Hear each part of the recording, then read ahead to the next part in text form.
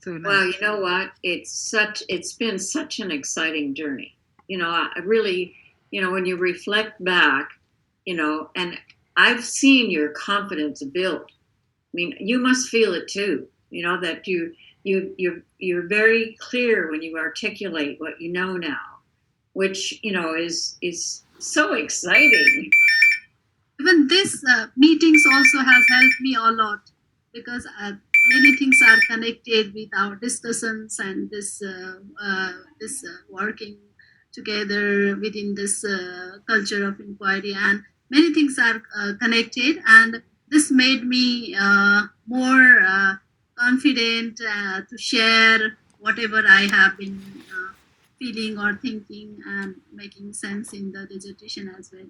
So That was part of my experience too. I mean, Jack kept on pushing me to present at AERA, and so every year of my research, I had to present, and it's nerve wracking. I mean, it's all these knowledgeable scholars, and here I am, but it was it builds your confidence because you're forced to articulate what you know. Yeah, that's true. It was like cross-checking questions. When whatever they asked me later on, I realized, try to know that whether really I made sense of those things and written in the thesis or not. They try to cross-check, and I never expected like such questions, but it was really amazing to have the answers, and I'm sure that I did my best at that time. Mm.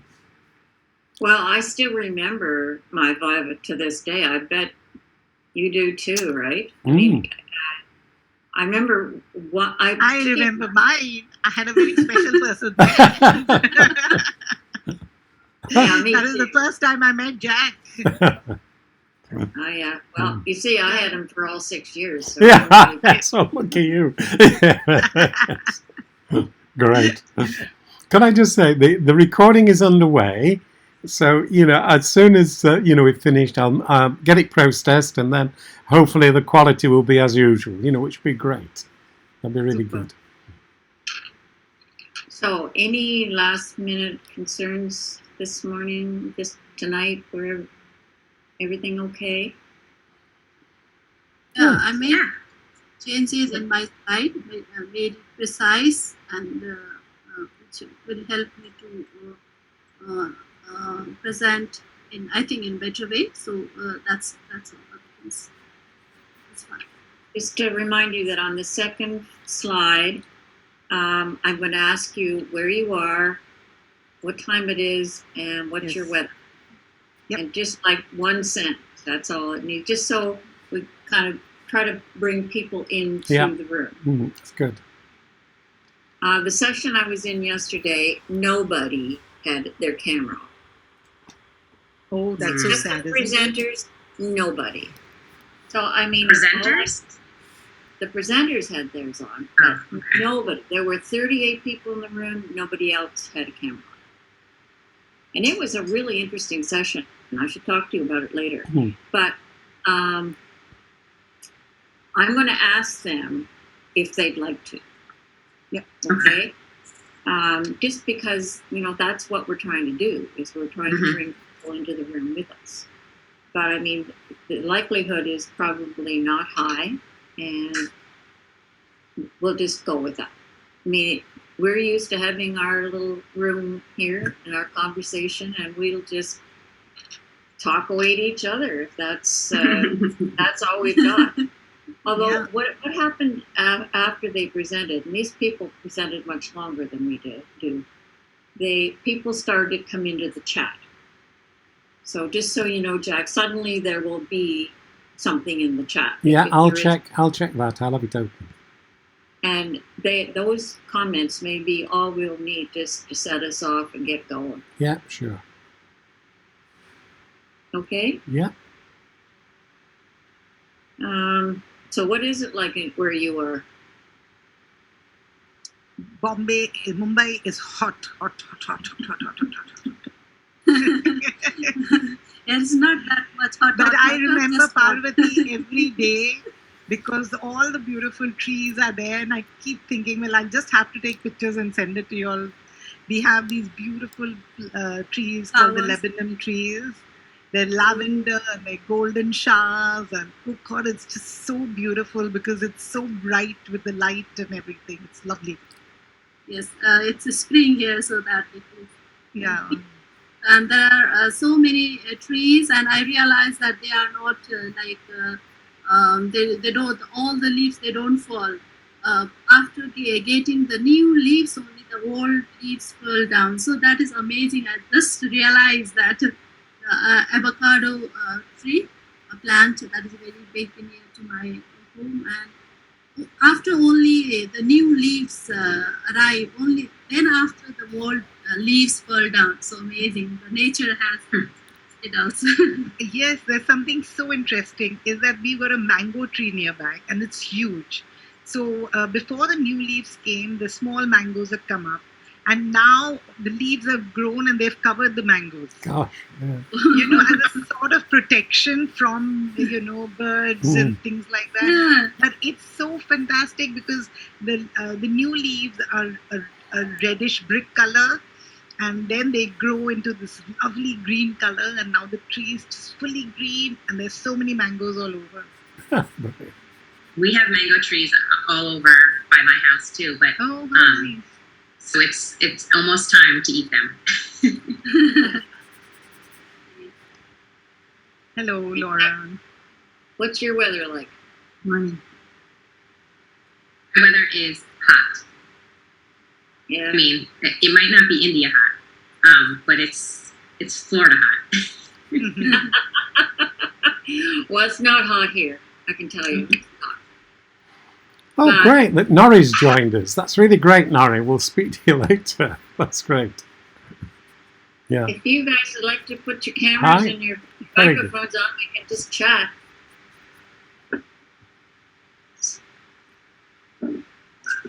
Hi, I'm Nori. Hi. Hello, Nori. Hi. I don't think Well, I we've have met to- you, but I've heard about you from Jack. That's great to see you. I think you Yeah, were in very the much session too. I was in yesterday. And Tadashi says hi to you. Oh, good. Oh. Thank you. Excellent. I have to live in the middle, but I'll be in the Okay. session. The fact that, yeah. Okay, Nori. Good seeing you, Yeah. Jack. It's very good to see you. Yeah. It is. It's good.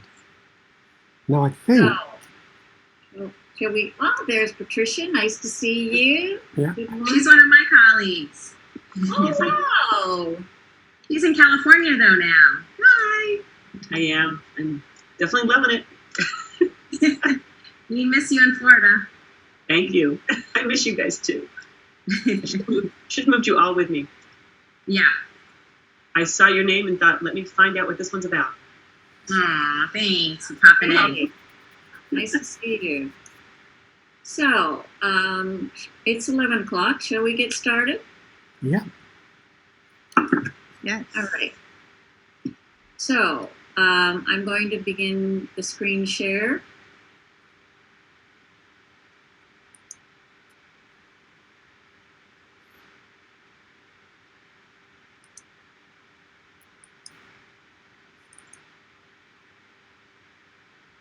Can you see me? Yeah. It's good. Right. So let's go to full screen.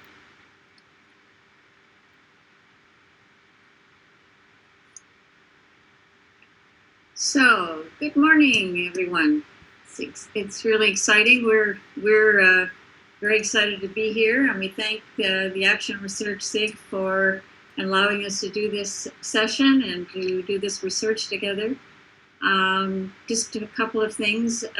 Please mute your microphones unless you're speaking, and we would love to invite you to put your cameras on so we can all feel your presence in the room, and that you can as well. We understand that we have two groups, the on-site group in San Diego, and I've just come from Chile, so that Santiago was through my brain. And we'd all love to be in San Diego. So, and then the virtual group. With the virtual group, if you could put your location on your with your name and your email. That would add to our connectivity. And please use the chat. Pose your questions. We'd love to hear any thoughts you have. And maybe to start, you could write in the chat, what do you hope to get out of this session? And what we hope to get out of this session is we want to engage you, inspire dialogue. We want you to experience our warm, fuzzy culture inquiry, and to join us. And to join us in thinking about your values and join the Living Educational Theory community. So welcome, everybody. In our papers, within this topic, Cultivating Equitable School Systems for the 21st Century in Global Context, through Living Educational Theory, Cultures of Educational Inquiry, we have 5 themes: equitable school systems, global context, living educational theory, cultures of inquiry, Western critical tradition, and Eastern wisdom tradition, and global inequities. So, this is our context, and we're just going to take a minute to kind of bring you into the room and understand where we are. So, Parbati, can you just say a little bit about what your weather is and what time it is?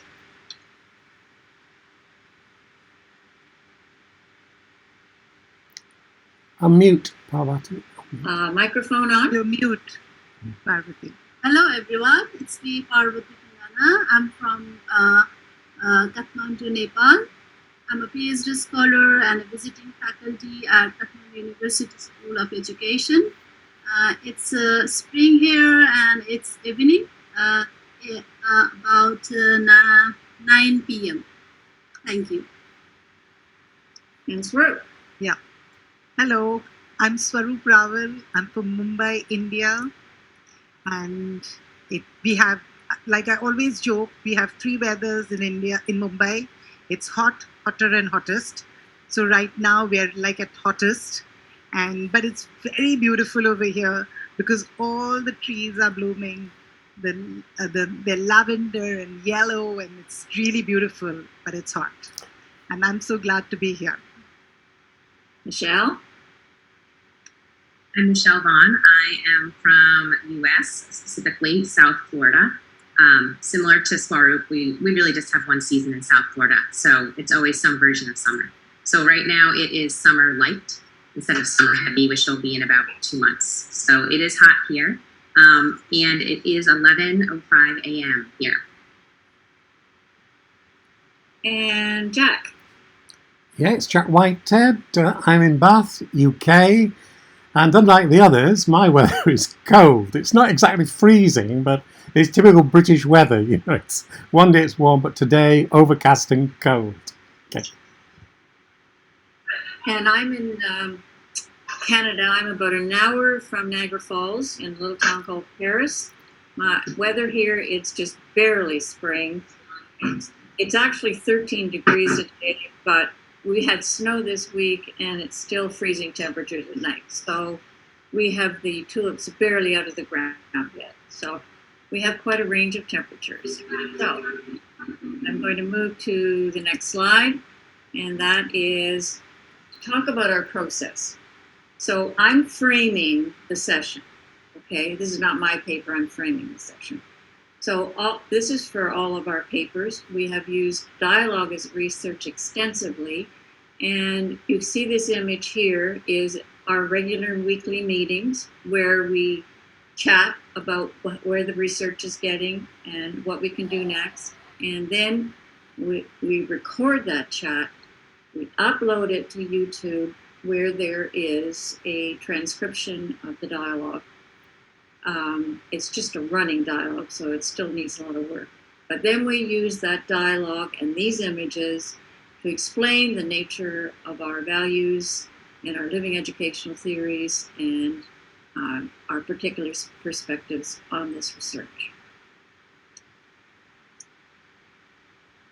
Now, I'm going to go through these main themes. In equitable school systems, you will hear in these papers asking students how they might improve their learning and our teaching, being cognizant of the negative effects of the pandemic, increasing opportunities for connection for stronger relationships, connection with students first and content second, bringing together these two academic traditions, Eastern wisdom, Western academic knowledge, to enhance equity and harmony within us and in the world around, and inequities in the school system. Living educational theory. Realization and practice of humanitarian life-enhancing values which contribute to a world in which humanity can increasingly flourish. Practitioner researchers' valid, values-based explanation for their educational influences on their own learning, the learning of others, and the learning of social formations where we live and work. It's created in the process of researching questions such as, how do I improve what I'm doing? It places I at the center of the research.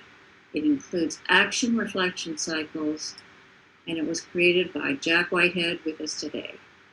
And you will see a full repository of those living educational theories on his website, actionresearch.net.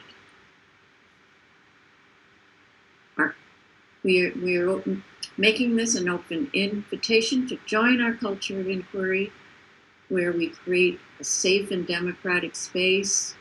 We build relationships based on love into learning, embrace and support vulnerability, value and unveil embodied knowledge and the Eastern wisdom tradition. We create our own living educational theories, and we contribute to human flourishing. In this process of incorporating the Eastern wisdom tradition into our work, we are all learning a little more about that wisdom tradition. So this is Erdinari, which is all new language to all of us except Parbati and Swaroop. It's a metaphor for harmonious, equitable space. It symbolizes male and female principles cannot be separated. It's a unity of opposites. It harmonizes two conflicting ways of life and our qualities of consciousness as logicality and intuitiveness. Here is a schemata of the two traditions. The Eastern tradition, wisdom tradition, where harmony and unity and cooperation are important. Energy flows are life-affirming, make sense through observation as opposed to logical analysis, and includes relationally dynamic logic that includes contradictions. And the link in here is our living educational theories. So in the Western critical tradition, it's more analytical, it's more sequential, it's much more logical. English language dominates, and within the Aristotelian logic, we eliminate contradictions. And so in our culture of inquiry and creating our living educational theories, we're pulling on these two traditions. We'd like you to think about Habermas's criteria for social validity in enhancing our papers, and we'd ask you to give us feedback on them using these validation questions. And just a reminder, these are the themes that you're going to see in our papers. I'm stopping sharing now, and I'm going to move to the first paper, which is Parbati's. I just like to tell everybody this morning that this is Dr. Dhungana as of yesterday. So let me share my slide. So is this visible here? Yes. This was my introduction. Yeah. Yeah. Good. Go for it.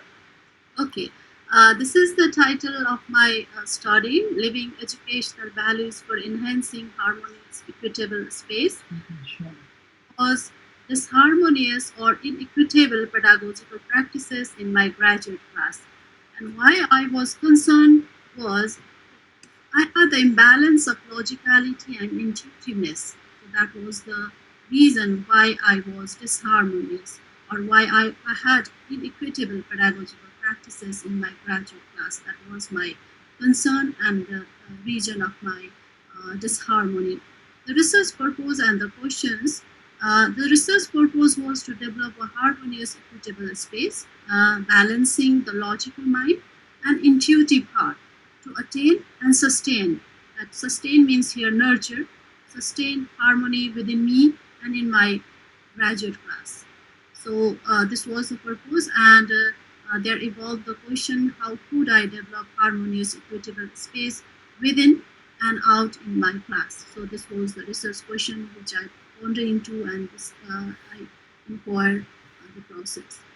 I adapted a socio-cultural perspective which was informed by Eastern wisdom tradition. I made sense of it with the help of the metaphor. This is the metaphor which I developed in the process of developing my living theory, and this is a metaphor of uh, living educational methodology. So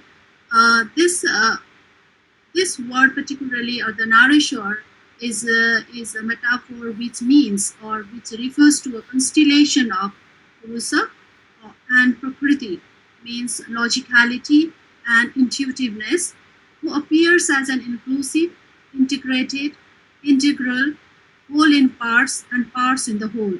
That means harmonious, one like whole. So this is the metaphor, and these qualities, or the intuitiveness and logicalities, they are our qualities of consciousness. So these are the qualities of consciousness, and when these qualities are balanced, I experience harmony. So this was the perspective, socio-cultural perspective, which I adapted, and this state is also referred as the Satchitananda state, which is the Sanskrit word that refers to extreme form of, or extreme state of harmony. So this was a perspective. To talk about my methods, I was inspired by self-study as a resource methodology and dialogue as a resource method. I adapted two approaches. It was partly like pro-ethnographic inquiry and partly participatory, and that becomes participatory auto-ethnographic inquiry throughout the research process. And my evidence lies within the video interaction, journal articles, and reflective journals. For instance, I explore life-affirming energy in a smile whenever we engage in the dialogue, then I explore my harmony, the state of harmony in a smile.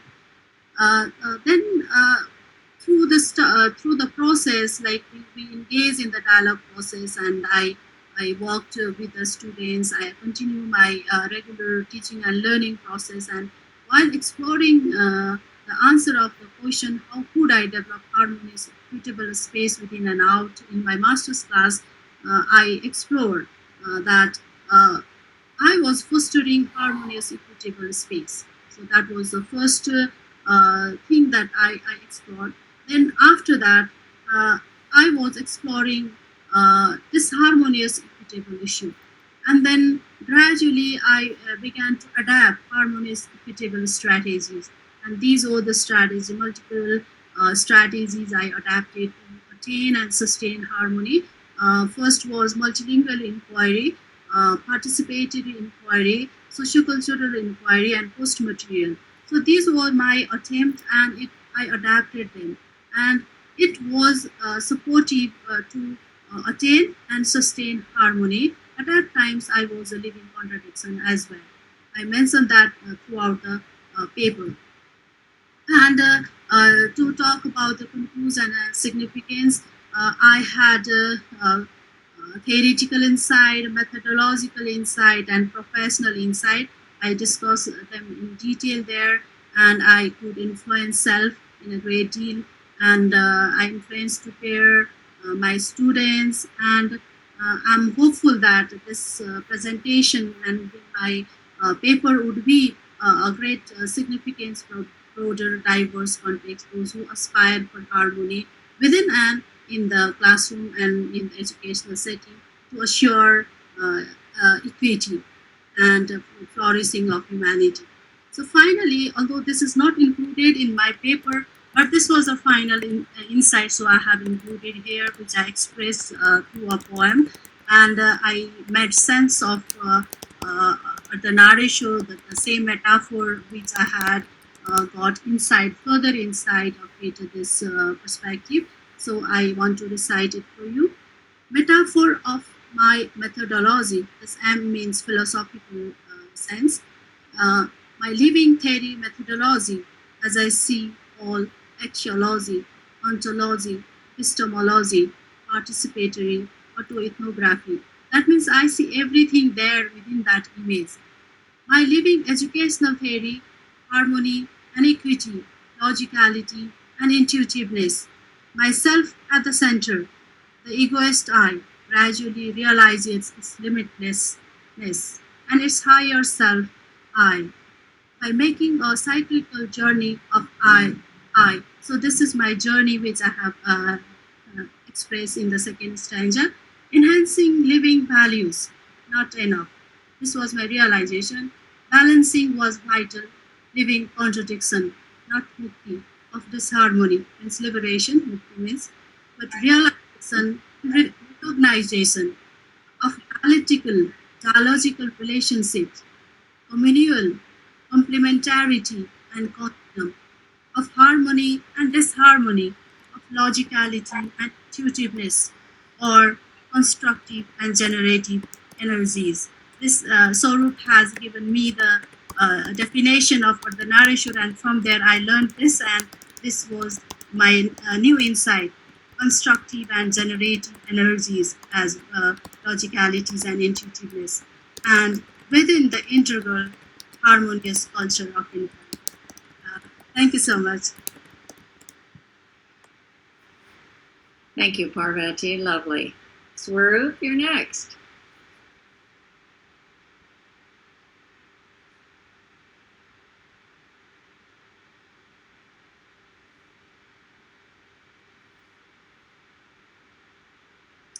E-learning, the challenges and a research opportunity in the Indian global context.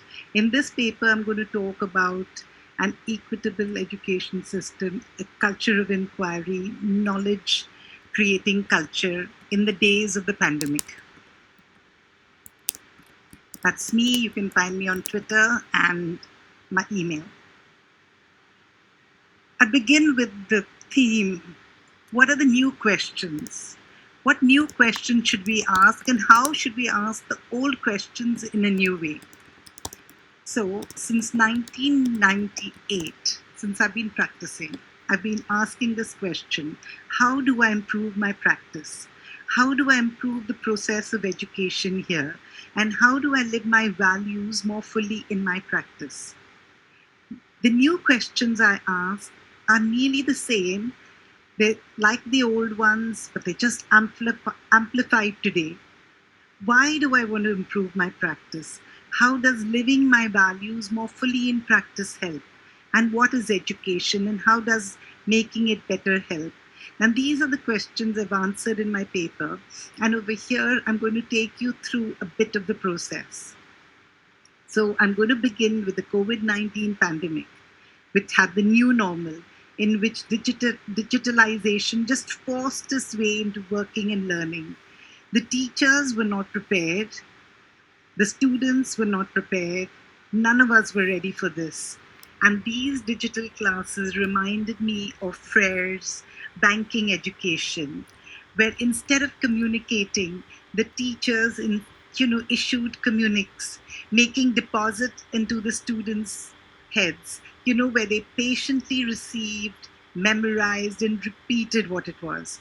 The banking concept of education, in which the scope of action that was only allowed to the children was like receiving, filing, storing the deposit.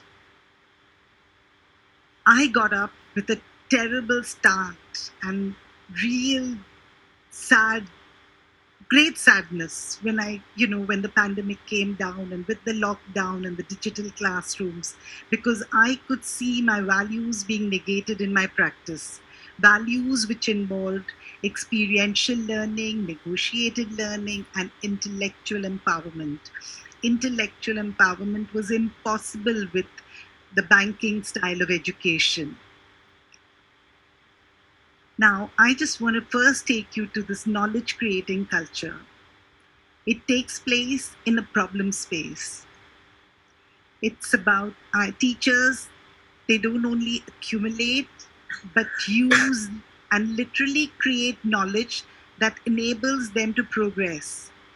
But this is not only for themselves, it's a conscious action. Of course, they're building their skills for themselves and their practice, but it's a part of an effort to advance knowledge for the benefit of others. And I'm going to tell you about how that happens. Before that, I'm going to talk about this very safe space, a supportive space, the culture of inquiry, where practitioner researchers can share their vulnerability. And even for an experienced teacher like me and a person who's so confident, I needed this culture of inquiry because I needed people to tell me, I needed my peers, I needed my group to tell me, you're doing the right thing. Go ahead, try out something different, be different. So I'm just going to take one slide to introduce you to my circle of trust, my peers on the editorial board of the Educational Journal of Living Theory. They got my back every time. So now the living educational theory, which always helps me, is not like traditional research, but it's about improving your practice, keeping your values in mind, something that's important for you. Of course, it has the action research cycle of reflect, plan, act, observe, reflect cycle, but it is, where are my values being negated in my practice? Where am I acting contradictory to my values? My values of equity, equality, love, dialogue, and teacher action for student empowerment. One of the biggest problems in e-learning is the transactional distance. Now, the transactional distance is not the physical distance. It is the psychological difference. It's the difference, the communicative, the communicative space, the emotional distance. And I love Dewey's explanation of it when he says it's the distance of understanding between the teacher and the learner. So what did I do? I'm going to tell you about one example which is there in the paper. I did 75 pro bono workshops to celebrate 75 years of Indian independence. And I taught for 1 hour online. What I did was, every time I taught, I would look at myself, I would see the videos, and I would try to understand where I was excelling and where I was failing. And I learned so many things, like, when there was an overload of slides, my students would get distracted. If I did not communicate with them, I did not connect with them, it would become difficult. So and I was a teacher who taught through drama in education. What I did was, I added cinema in education. I added clips of films into my classes. And I taught, I kept my students all the time trying to catch their attention. I would literally keep them on their toes. Come on, write into the chat. Come on, talk to me. Okay, see this slide. How about this film? What did you think? Write down in your notebook. I would just not let them get distracted. And I think by doing that, I cut the transactional distance. This self-learning was a great help for me. It helped me from aborting my practice. And I saw great joy in it. And the other thing is that I could share my learning with teachers who were not tech savvy. And, they learned a lot from my videos. And till one teacher sent me a video of my teaching, and it really showed me I was cutting the transactional distance. I'm going to share it with you here.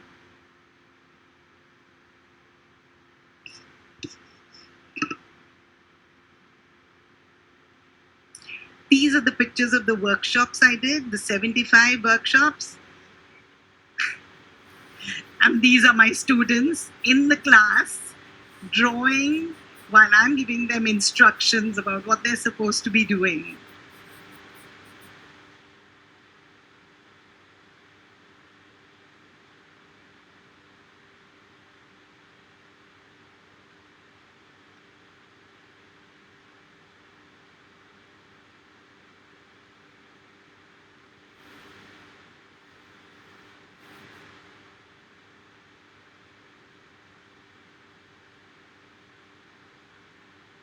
The remark I got was, "Are you sure this is e-learning?"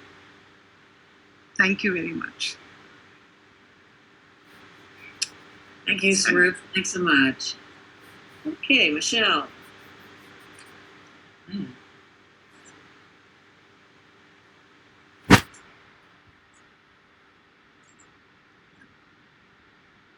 Okay, folks can see that, I hope. Yep. Thanks for coming this morning, everybody. As we've said before, my name is Michele Vaughan. To situate myself, I'm an associate professor in the Department of Curriculum and Instruction at Florida Atlantic University here in the US.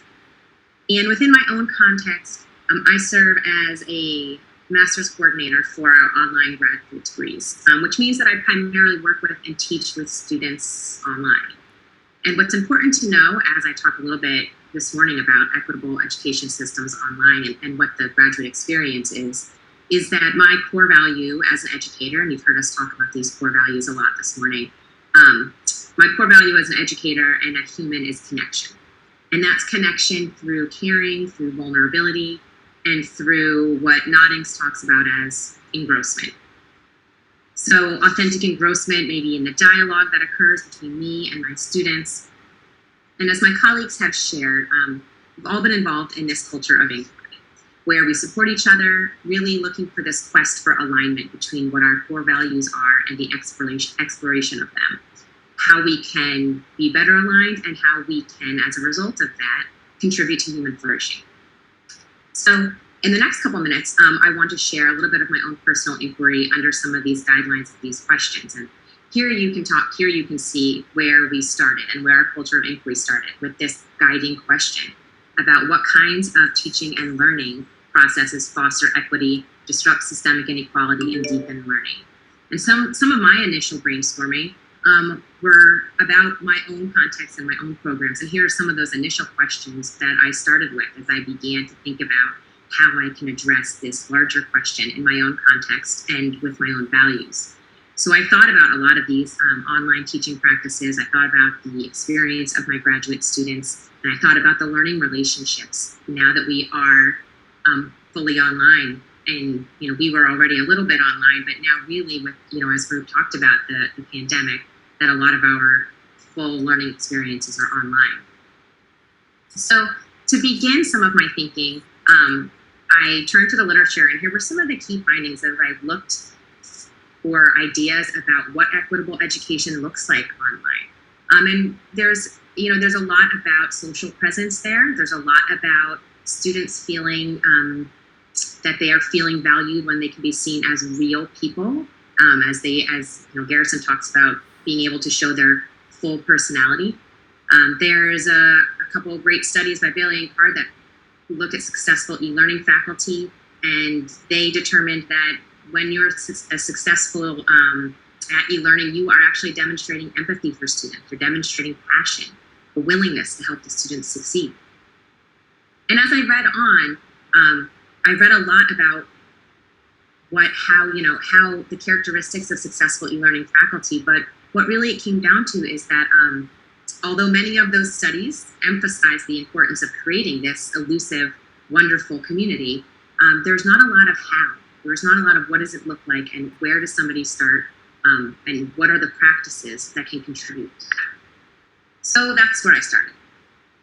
And the action research cycles that kind of occurred within this inquiry first started with kind of an exploratory survey of the online graduate students. I looked at my own online graduate students in my program, and I sent them out a brief survey to ask them about some of their equitable experiences online. Analyzed those, looked at some of the characteristics that I'm going to talk about in just a minute, and then decided what I wanted to apply to my own practice and what made sense for me to test out and to validate within my own practice. So here's what the students said in that initial attempt at some information here. So after analyzing their survey responses, there were 3 really main themes about what this feels like for graduate students when they can identify an equitable experience. Professors demonstrate respect, strengthen relationships, make them feel valued through repeated evidence of their investment. And that's their word. There is evidence of the professor's investment in them, and that's in them and the course experience. Another way that they demonstrated, or another way that they explained, was that professors honor the diversity in their own knowledge, make them feel comfortable, and demonstrate support through varied and frequent lines of communication. And so that means that there are multiple opportunities to communicate and create a relationship with the professor. And lastly, how professors respond. And what that means is not the mode of communication, but the degree of empathy in which they respond to communication requests, questions, or problems directly impacts how the students perceive they are valued by their professor. And that's really important when we think about what mode of communication that we use often with our students in an online situation. So if there is never a video opportunity where they can read body language, if it's only through the medium of text or email, you have to emphasize your empathy in order to make up for the lack of visual opportunity there. So when I looked at my own practice, I really felt drawn to this second bullet here, to really exploring the varied and frequent lines of communication, because I felt in my quest for over-organization that maybe I had over-streamlined communication. In order for my students to know exactly where to find everything, how I was going to get in contact with them, I really felt like I narrowed that. And so I thought, well, maybe I'm not hitting all the communication styles and the opportunities to connect with my students. So I took that second bullet and really created an action research cycle around that. So here's what I did. What I decided to do was to, kind of quickly implement this flexible scheduling for virtual office hours, which is something that a lot of folks do.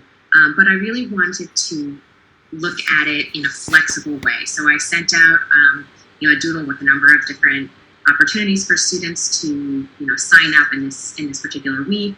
And within 24 hours of releasing that schedule, I had a third of my students already signed up to attend, which was exciting and alarming all at the same time, because clearly they wanted to connect, and how quickly that they kind of grabbed those spots told me that they were really looking to have a connecting experience with me.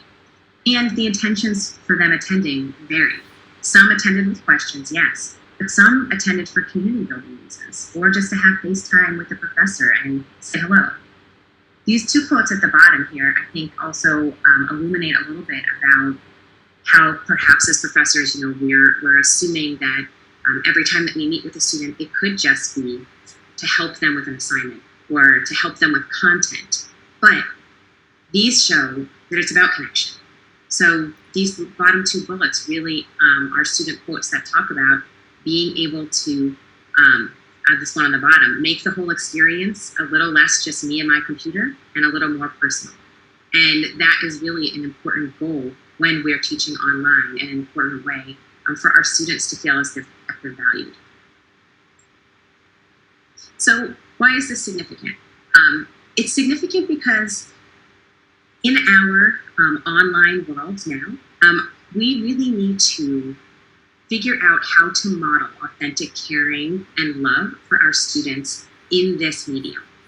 And we have to really take a look at the teacher-student relationship.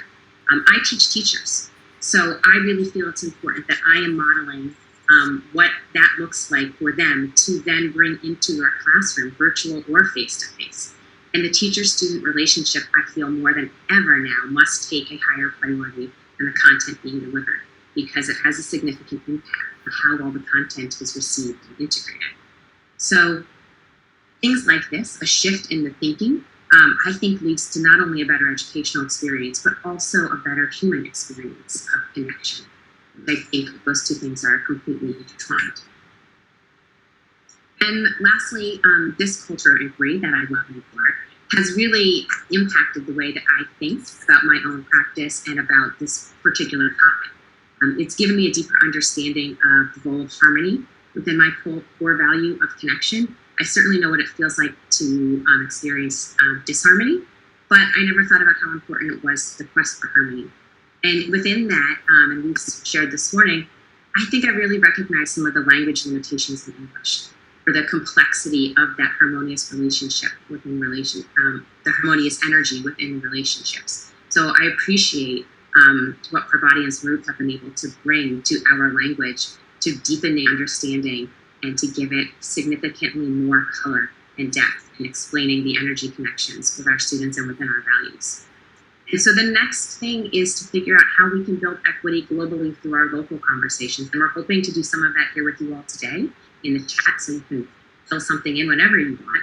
But thinking about our own teaching and our own interactions with students and with peers and colleagues, how we can build that equity through our conversations as well. And of course, if anybody wants to have further conversation, we're all available to chat all the time. Thank you.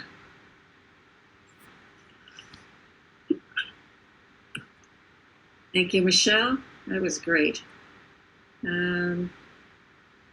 So I'm now going to do my paper. I'm going to bring up the screen share.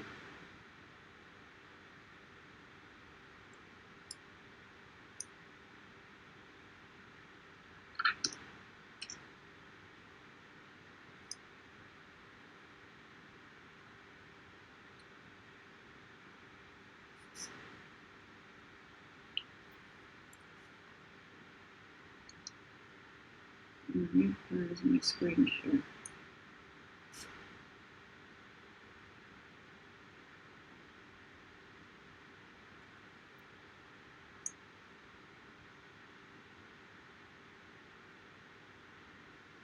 Coming up. No. No, it's not coming up, Jackie.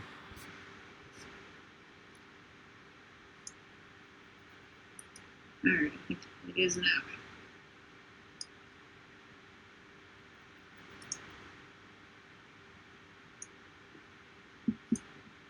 Yeah, you're coming. There you are. Yeah.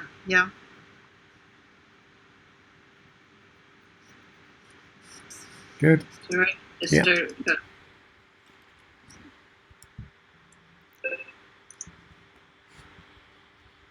Okay, so within this title, this was kind of my basic question. In my context as an international, what happened to that?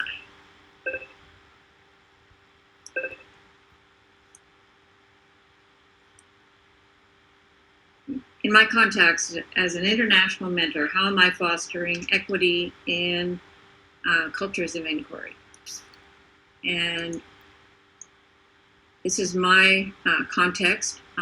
What does an international mentor do? I just volunteer my time to help people creating their own living educational theories. And I'm located in a little town called Paris in Ontario, Canada, and that's my email. So within that question, then I started action research cycles. And the question was about, is this culture of inquiry happening, and to what degree? So what aspects are already happening? What does it look like for each of us? And what steps are still needed? So these are some of the comments. Oh dear. Gotta watch where that cursor is. So Swaroop said, in terms of it already happening, she said, sometimes I feel bad, and then when I meet you all, I feel so good. And so I just want to say I love this. It's just giving me more and more ideas for writing. Parbati described it as a warm space, safe, open, cozy. I feel I'm able to be vulnerable, and I can easily say when I'm not able to write. And then Michele commented on the role of our visual data. I believe that our intentional love and support for one another shine through in these images. And Parbati, in talking about next steps, said, from the social cultural perspective, energy lies in chakras. And seemingly, equality means to balance energies and chakras. I need to explore more on it. And then I thought, yes, that's exactly right. I need to explore more on it. So I've worked on this idea of a culture of inquiry since 2002. And with each time that I research and write and publish, I amend it so it's an evolving culture. And so the colors in blue are kind of the ones I've added this time, but each time I go back and research it again, I find ways of making it more engaging, more involving others, more loving, and more supportive. And so I've added brave to safe, because sometimes it takes courage to share what's really bothering you and whether you're or not you're living according to your values. Equitable, because it's clear that I've found that I'm not always providing equitable opportunities. And then, of course, I've now added this Eastern wisdom tradition in terms of trying to recognize some of the inequities that I've involved in. And so in my positionality for learning, I really liked this quote: giving up the will to know in favor of entering the research space as a humble learner is a prerequisite. I'm having trouble with these slides today. For a decolonial relational ethics. So when I started to learn about Erdnarishwar as a receptive, all-inclusive, holistic, integrated, self-sustained, and balanced form of inquiry, I then started to really pay attention to the kind of support I was providing. And on December 13th of 2021, I had a critical incident.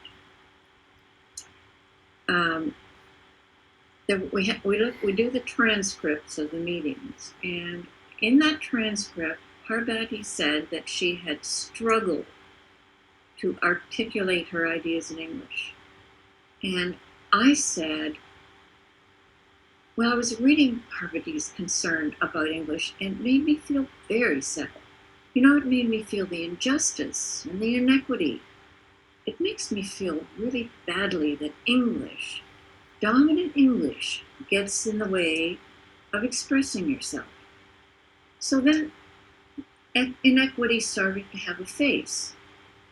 The dominance of the English language, epistemicide, this destruction of existing knowledge, which is, for Santos, is used in the context of colonization, violence against indigenous knowledge of the natural world, and sometimes very often for those of us who are practitioner researchers, rejection by the academic community.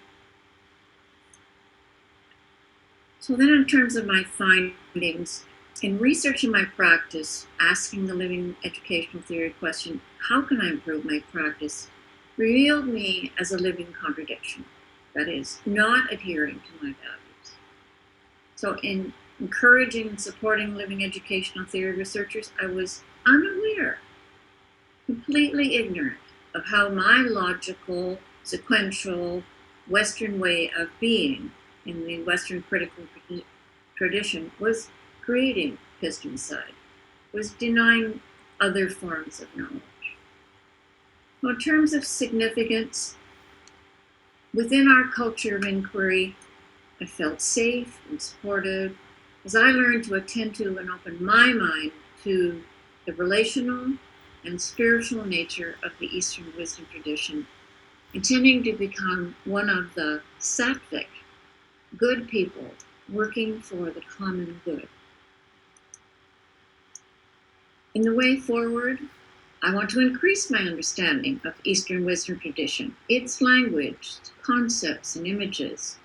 I want to be vigilant about the impositional, colonizing nature of the Western critical tradition and the English language. And I want to find ways to mitigate epistemicide in other ways of knowing, and continue to research my practice for its involvement and mentor others to do the same.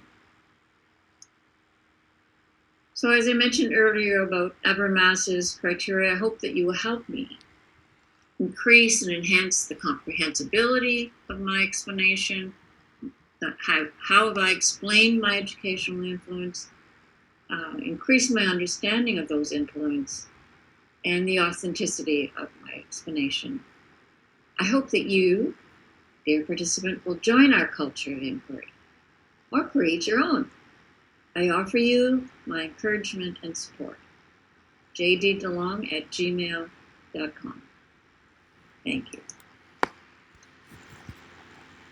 Okay, Jack, last but not least. Okay. Yes, thanks, Jackie. Yeah, it's really good to be here. And focusing on this idea of equitable education systems, but also to take up what Swaroop and Parbati, Michele and Jackie have been talking about and researching. Because as I look at the screen, I can just see quite a number of still images.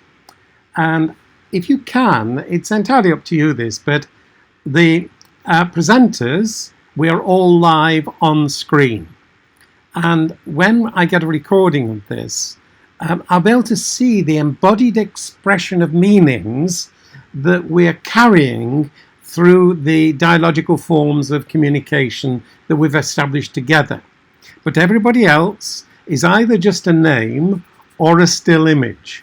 So I have no way of connecting with what we call your life-affirming energy, which has been very important in terms of the bringing together our Eastern, the wisdom tradition, and our critical Western ways of knowing. And this is what I hope, in terms of the presentation that you can access on the web, and I'll show you how to do that in a moment, that you will see that we've done some original work in finding these ways of representing our explanations and our understandings. So even as I see myself now, I can see Michele, and when Michele presents, there is a life and an energy when she talks about her students. It is the same with Swaroop and Parbati and Jackie. Now, I can't see anybody else in the meeting. You know, it's this, the kind of frustration that I'm feeling the flow of energy as I'm talking with you, but the actual media of representation, if we record this, I can't see anybody else's. Thanks very much indeed. That's Patricia. Very good, Patricia, thank you. It's this, and Jackie, you might get in touch with Rick, who's doing the IT, because the chat is definitely not working. It's not coming to everybody. So I do hope if anybody's got any... I tried to contact him, Jack. I just I'm not getting a response. So I think our best bet is to get people to just put their put your hand up or put your microphone on. Okay. Emily's just joined us, which is really good, Emily. I can now see you. That's great. Now, the difference in terms of just seeing a name or you actually communicating now in that embodied sense, and the embodied values are really important in all our research. I hope I'm making sense here, because the words that are used by education researchers and published in the journals are what usually contributes to a culture of inquiry. The culture, in Edward Said's meaning, the best that has been thought within a culture. Now, Jackie brought this notion of culture of inquiry into her doctorate. We've all actually accepted the importance of that. But what we do is actually bring our embodied expressions of meanings through these digital visual recordings and put them into our explanations of our educational influence. And it has this epistemological significance. It has a fundamental transformatory influence on what counts as educational knowledge. So I do hope, I'll show you now how to actually access all of our papers, the multimedia sections of those, and also very quickly go through what we call empathetic resonance with a digital video to show you how you can get at these embodied values. But just before I do that, I want to emphasize something about this morning and this afternoon in the UK. As I look at with Swaroop and Parbati, Michele, Jackie, just remember that we've worked together over years. And certainly last year, 4 of the 5 of us had another symposium. It's very unusual in AERA that actually focused on educational responsibility. So in many ways, this symposium is actually grounded in all of our educational responsibilities to research our own practice and make a contribution to educational knowledge. And this is what I'm really trying to encourage everybody here to think they could do that. Great to see you, Susan. You see, thanks. It's very different. I hope you can all appreciate that when Parbati and Swaroop introduce us to the Eastern notion of chakras, with the energy that we express, we really can't get it just through text alone. So what I'm going to do now is actually, I'm going to start sharing my screen to show you how you can actually access all of these resources that the 5 of us have been putting to you in our papers. Okay, so I'm going to start sharing screen now, see if I can bring it up. Now, this should show you the actionresearch.net.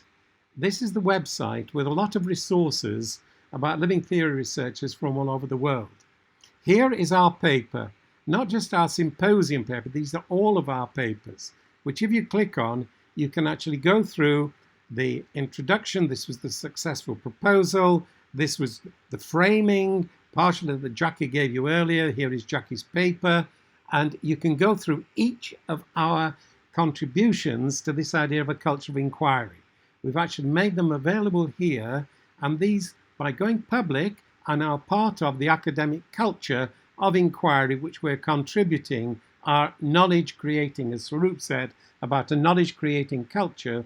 We're actually presenting these and we've made them public at AERA, which is the most significant educational research conference literally in the world.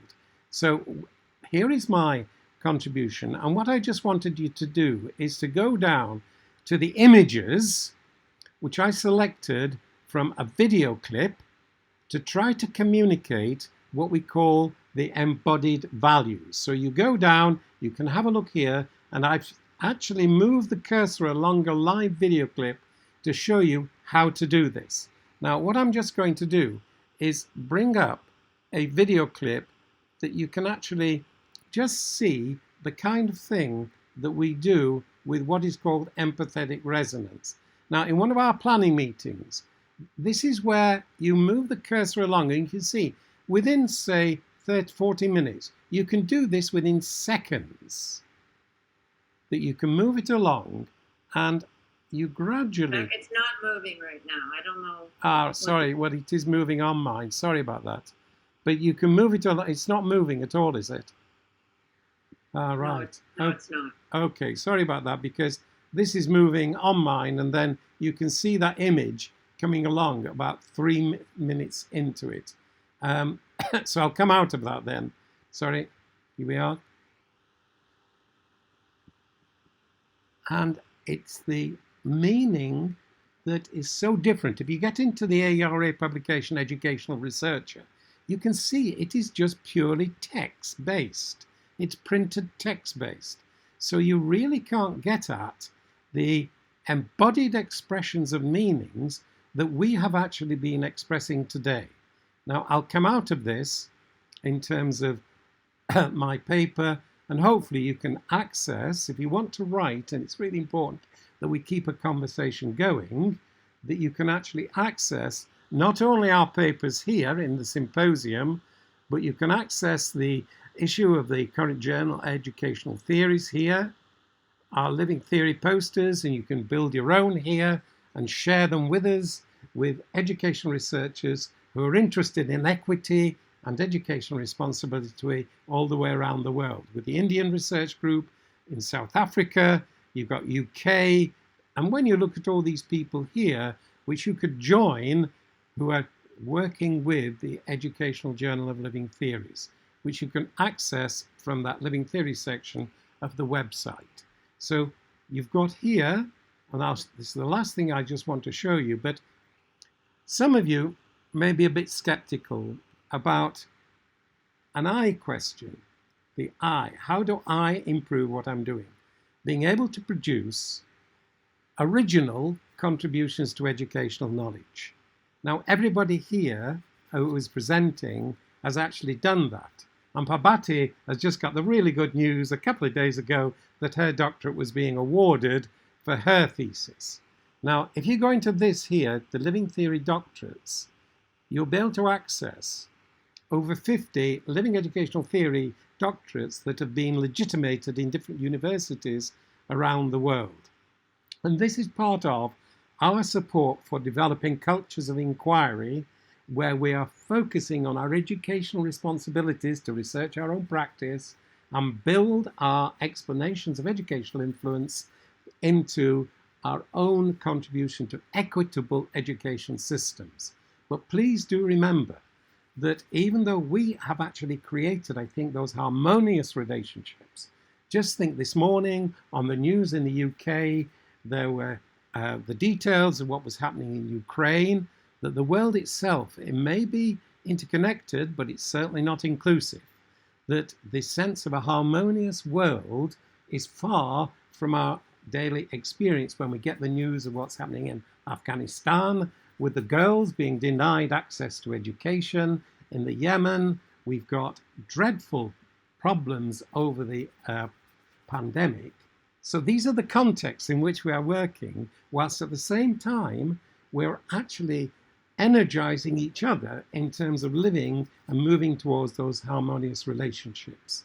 So these doctorates, as I say, I do hope you'll access some of those and just see this, the range of people in different places in the world. This Northwestern University, South Africa, Myrna Myers, about participatory artists, developing a living theory of art education. This one has influenced both Jackie and myself very strongly. How has love influenced me as a teacher, researcher, and learner? Now, I'm going to stop sharing now, but those give you just some ideas of where you can access the resources. The email that you can contact us is actually there for you. Please to contact us, because it's only through these dialogues and these conversations that we take our inquiries forward. So I'm going to stop there. I've stopped sharing the screen. It's up to you now if you'd like just to participate, unless Jackie or the others have got anything else to add. And we've got 30 minutes now where we hope in our dialogues we can take up some of the questions that you may have for us, and then hopefully we can sustain our interests.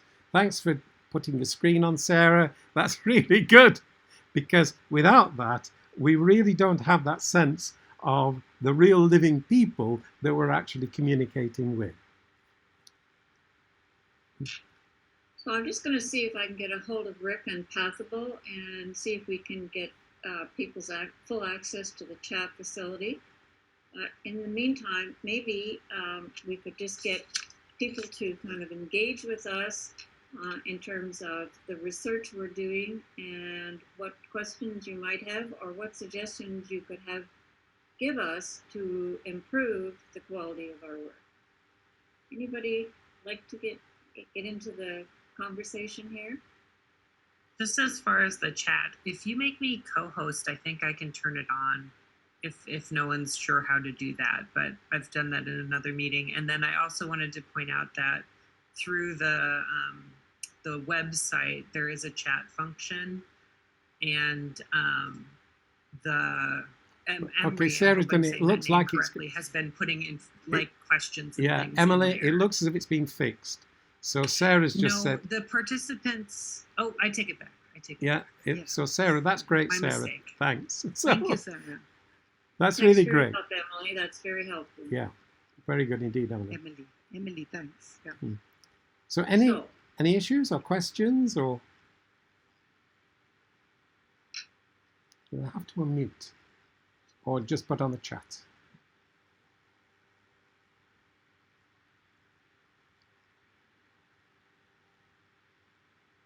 Okay, well, Jack, you'll keep an eye on the chat. Yeah, we'll do. I thought maybe we might spend a few minutes talking about Michelle's question. If you recall, her last question was, what's next? How can we build equity globally through our local conversations? And I mean, I think we would add to that, how can we extend our culture of inquiry to include others? Anybody like to start on that?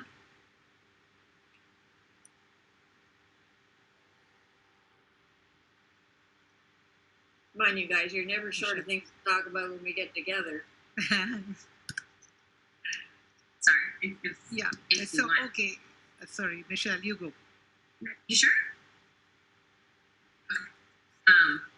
I think, the impetus for me even asking that question, I think, was based on, my own personal assumptions with what my students were or weren't getting in the quality of their experiences within a program, within a class, within a relationship. You can fill in the blank with whatever. Part of our conversation in the culture of inquiry was sometimes in an effort to hurry up and address the problem, we miss the exploration phase of the problem and finding out what it is actually going on and how to limit our own biases on the interpretation of the experience of others. And so I think, for me personally, stepping back and asking the questions first about student experience and first about what they needed, what they weren't getting, what they were getting, what they could use more of, what they could use less of, just being open to be able to have the conversation and create a space for the conversation first led me in a different direction than had I just jumped in and said, okay, well, I've been doing this for a long time. Now I know what the potential issues are, and let me go ahead and jump in and try to solve it. Those first conversations, I think, are the most important ones to have, around unpacking the current experiences of others before putting a name on them and putting a solution on them. So I think for me, those are the conversations that are a big takeaway from this work and from this session is those first unpacking conversations. Okay, so mine is very different from what you said. And for people who don't know, obviously, my group knows, we have a new education policy coming to India.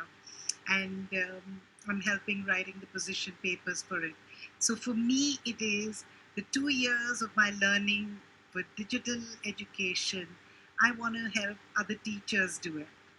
So it's not as if I know everything, but I would like to share what I have learned with the teachers who don't know how to do it. And I have a bit of experience, like since the last 30 years, I'm also an actress who works in cinema.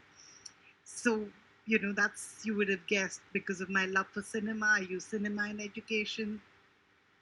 And I'm very comfortable in front of the camera. And that is what I would like to teach my younger teachers, how to be comfortable and how to be able to teach online, because I know this online learning is not going to go for a long time.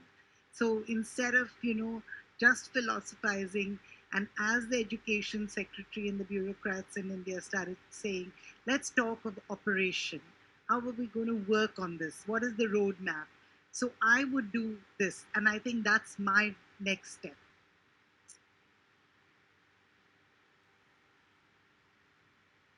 Very good. Anyone else like to get inside this conversation? Tricia? Emily? Susan? Any thoughts? Sarah?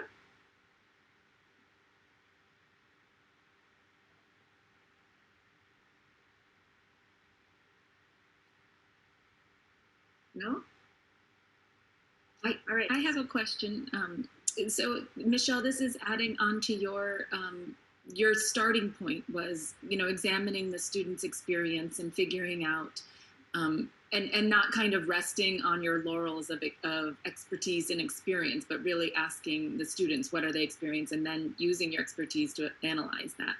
So I'm curious, do you invite students, how or when or if, do you invite students in to participate in a culture of inquiry themselves?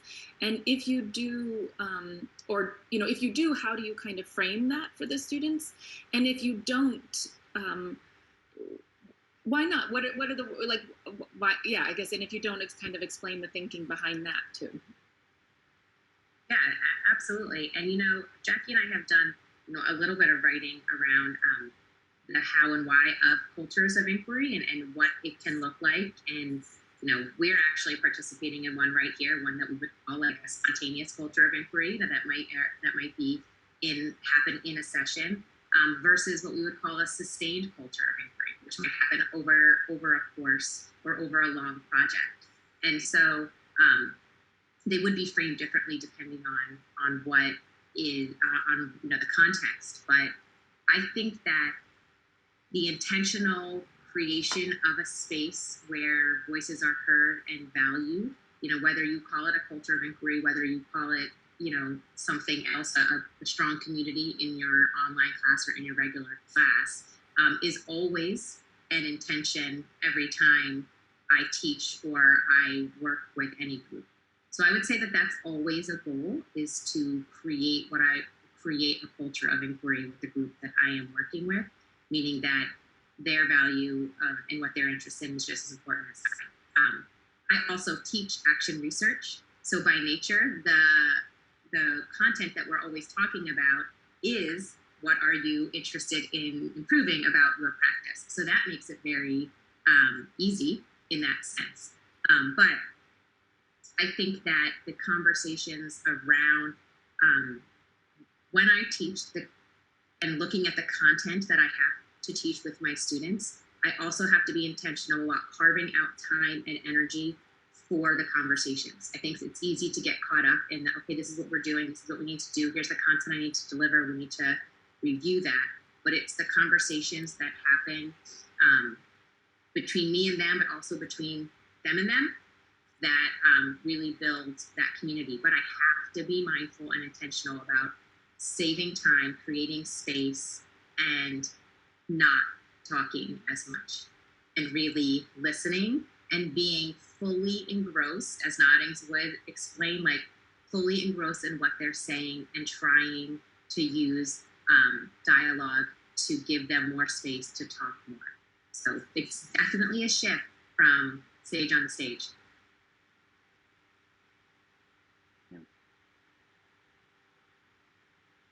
Do you have any observations about this, Susan, in terms of is that doable? I mean, to what extent are we doing it?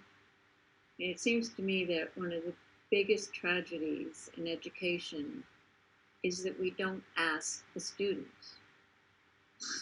We don't begin with that very basic conversation. And as Michele said, you have to take the time to do it. But my experience is that time up front is well invested, because that improves the strength of relationship, and then the learning accelerates. Yeah, could I? Yeah, I think I teach a first-year writing course called Writing in Critical Inquiry. So my interest is always piqued about the different ways that the word inquiry is used. So that's kind of level one, definitions, right? And then my other research interest that I'm exploring now is how the peer-to-peer, right? So how students to students form a culture of inquiry. I haven't used that full phrase before, but it's resonating with me. So that's the other thing I'm thinking about. And I look at peer-to-peer relationships and how they're sharing knowledge and asking questions that way. So I'm trying to make sense. I'm trying to, using the I, I'm trying to listen to what you're saying and talking about as cultures of inquiries, and reflecting on what am I seeing happening in my classroom? Am I fostering that? I have upperclassmen who come into my class and are with my students all semester as peer mentors. And so that's the other thing I'm thinking about. So I would say I probably can't fully articulate everything, but I just know that when I'm listening to you all share your experiences, I'm in the reflection mode and kind of matching what I'm seeing happening in my classroom. No, that's great. I just wonder, Jackie and the others, what do you think about just going through and seeing, what other people's research interests are, just like Susan has just outlined? How does that sound? Yeah, should we try that? So we've got Patricia, Emily, I've got Sarah, Emre. Would anybody just like to just say a little bit about your research interests? What it is that you're focusing on. Patricia, what about you? Right now, I don't have a particular research I'm working on. I'm in a new program for myself, which is around English heritage language speakers. And so I've been more involved in the curriculum aspect than research. But in the past, I've done different research on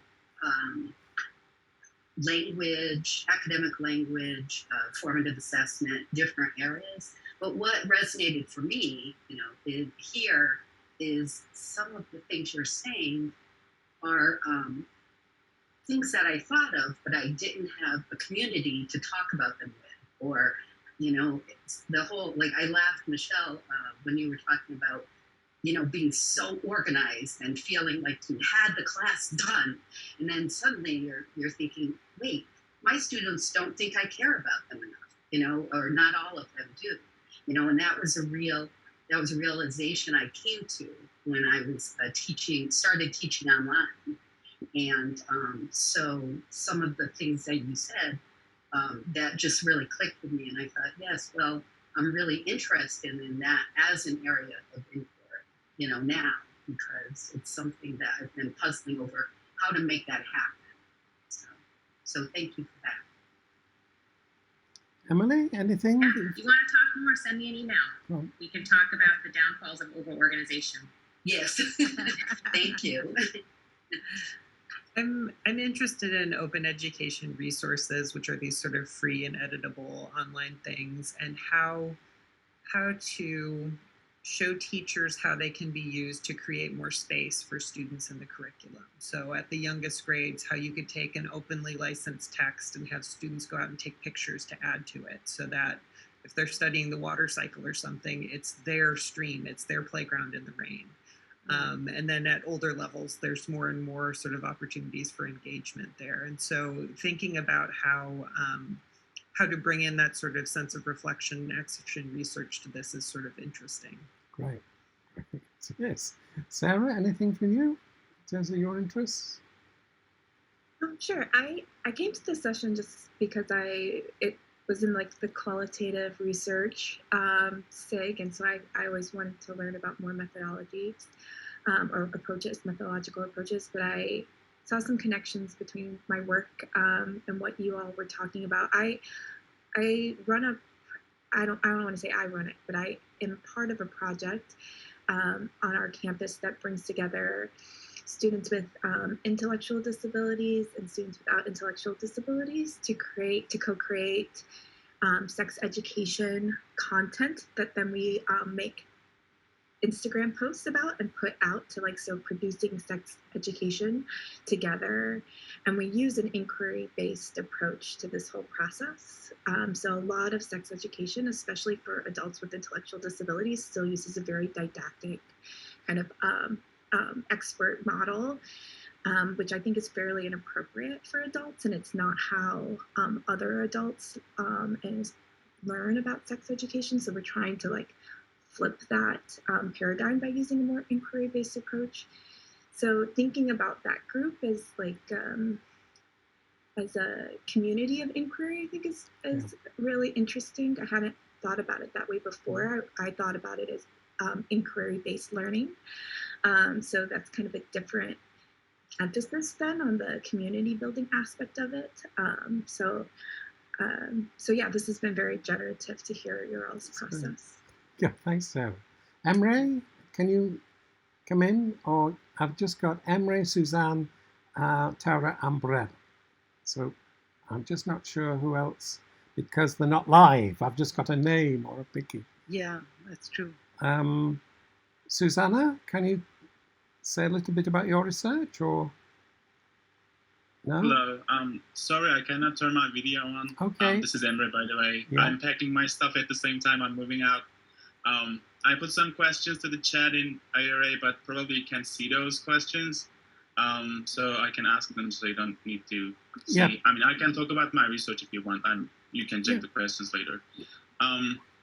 In terms of equity and equitable learning environments, I'm teaching computer and robot programming to pre-service teachers, and my studies are not totally connected to equity, but right now in the future, computer programming and robot programming is kind of connected to equity and creating equitable learning environments for those underrepresented and those who have low SES students. So, but in this session, I was listening at the same time while packing my stuff. So it was good.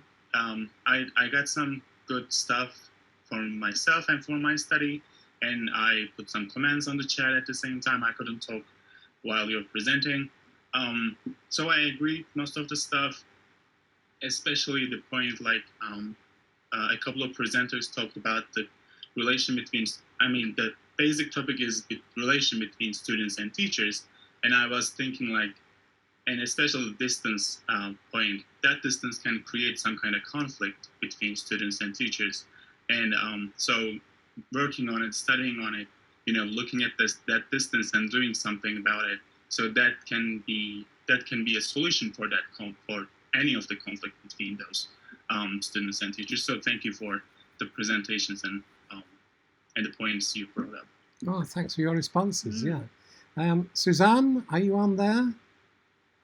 Suzanne? No, and also, is it Brile? B-R-I-E-R-R-E. Tara, No? there's a Tara. Tara? Go ahead, Tara. Go ahead, Tara, yeah. Yeah, Yeah, Can you hear me now? Yeah, that's good. Yeah, it's great. Tell us about your research. Yes. Well, Ah. I'm really very happy to be here. Yeah, I'm from India. Good. Located Hi, in Tara. India. Hi. I guessed that. Very happy to be here. Yeah, I've been, kind of helping these children from rural areas during the pandemic. They've had multiple kinds of challenges, like being at home with parents with no work, no way to earn, and child abuse increasing, and with a lot of things, and losing people very close to them. And all of these is, I think,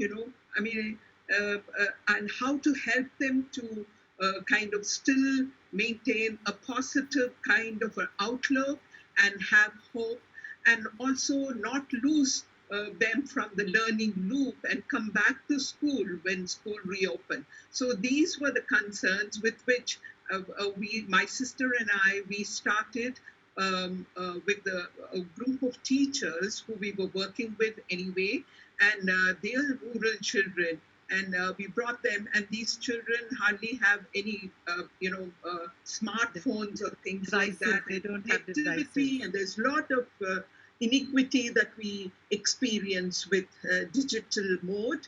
And and I always feel that it is these children, disadvantaged children, who are at the receiving end of any trouble that comes, pandemic, war, everything. And so, it was very heartening experience that with just a cell phone, they tried to connect, and then we had these classes, sessions for them every Saturday and Sunday for an hour. And it began for just 1 hour. And then we realized that these children were so interested, and they didn't want, it would go on. Just saying bye and leaving was, taking more than 10 to 15 minutes. And then later on, when they found their voice, in the beginning, they were all so quiet. It took us a long time to become really friendly and connect to them. connect in the sense of making them feel comfortable, that they could even talk about things, not just sit there quietly receiving and being scared of the teacher and the authoritarian kind of relationship that they are used to, and just relax and learn to be friendly with us. And that was the first challenge. And later on, we started talking, and there was no syllabus. We didn't go with any syllabus. It just kind of emerged from their interests, and that is what was very ontologically engaging for them. And so we've been going on, and we just go into the class with no forethought, of what we are going to do, because we're so confident now that once we go there, the children will spark off something that will give us more than 1 hour's kind of engagement, and very interesting engagement.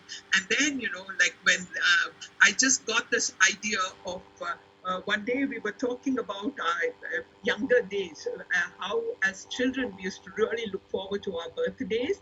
Am I taking too long? No, Am I just no, it's good. And we just realized that when I was very young and my parents were not in this place, they were working somewhere else, and we were just by ourselves, the kids, and then we didn't have the resources to really have a very elaborate birthday, because my parents were away and they couldn't make it to my birthday. And then I remember my elder brother, he went, and he didn't want to disappoint me. He went and got something we call a dilkush. I think Swaroop will know what that is, and which is like a cake, but not with everything. But he made it, he made it and brought it, and he invited all my friends, and that was the best birthday I ever had in my life. And then I thought, these children, how to make it, lively for them, something interesting and something worthwhile, that they feel, some memories that they can hold on to as something that makes them happy within these, circumstances of the pandemic. And then I got this idea of coordinating with the teachers, and then I got them to kind of send me their birthdays, and then we celebrate their birthdays online. So they get their cake and everything. And at home, they bring their people, their dear ones, their grandparents, their parents, and they all are so happy. And it's such a wonderful thing. And then I realized what a wonderful, opportunity this is. There are many things that we don't, that we miss face to face. But here was an opportunity to connect to the community, the parents, the family of these children. And that was very, very heartening for me and for all of us. And we really, enjoyed these occasions. So we have all these gatherings, and then they learn. Along with this, they also learn. They all have ambitions, aspirations, and they want to become something. And then, one of them, they said, I want to be a policeman, and I want to help people. And I thought that was such a beautiful thought, this boy from a village. Yeah. And he says, that urge that they want to do good to society in some way or the other. And there was another boy who was, very good at photography. With his little cell phone, he's got out beautiful pictures. He could go into this National Geographic. It's so good, the quality. And then we got him to start talking about the pictures that he takes, and the legends in the village that is attached to those images. And we have such a rich repertoire of things to talk about.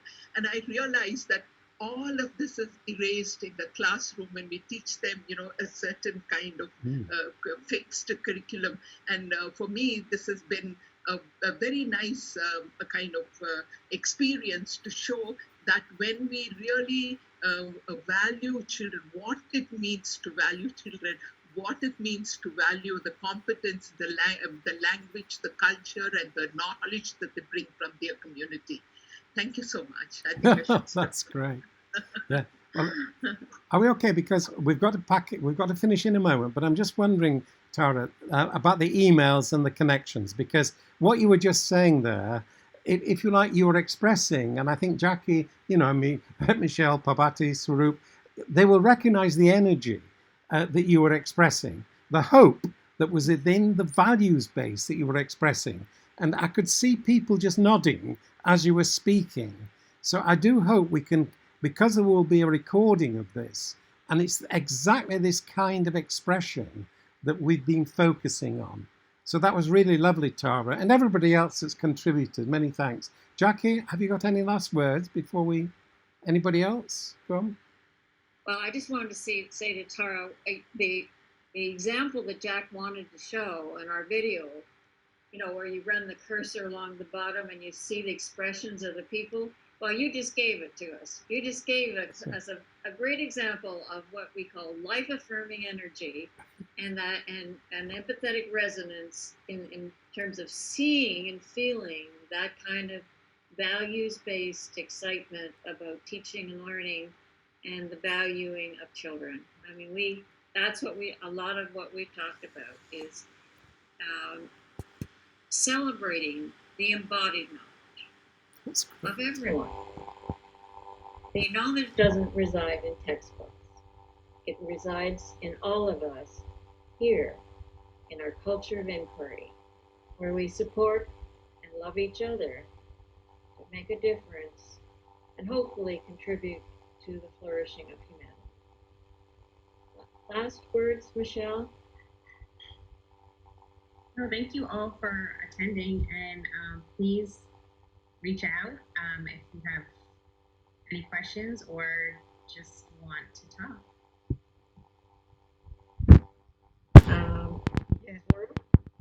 Yes, I'd say that too. It was really interesting meeting you all, and it was lovely listening to you, Tara. Do reach out to us, and yes, it's kind of sad to say bye. So maybe we could do what, like Tara said, go on saying bye for at least 15 minutes. Yes. Okay. Parbati, can you unmute? To meet you all and have the discussion. So hope to see you again and continue our dialogue. It's great.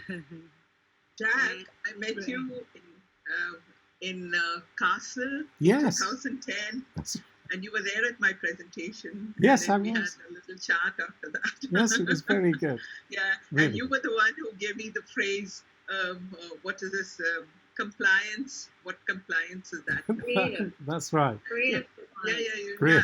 you know how to really get around authority, because Yeah. that was my really problem that was That's right, I remember. bothering me so much. And then you said creative compliance. Yeah, I'll never forget that. Okay. Really good. Yeah. Are we okay then? I think Jackie... Any last words? No, well, no, it's just that it's so important for the dialogues as you opened up and just started to talk about what really mattered to you, because the five of us know what matters to us. We've been working together, you know, for at least 2 to 3 years. With Jackie, it's been 20. So it's been really great just to get that insight into where you're beginning and what you're interested in and the values. So I hope, Tara, you know, with that communication and the energy, I hope it's resonated with everybody, that we can actually keep in touch with what it each are doing. Yes, Okay, that's true. right. That's really I'd love to good. be part of this group. I'd love to be part of this group. That's And thank great. you. Join us. Yes, You do. feel so good and included. Good. Thank you. Okay. Do join us. Contact any one of us. We would love to have further conversations. Thank you so much for coming. Lovely to see you guys. Yes, bye-bye. Bye-bye. Yeah.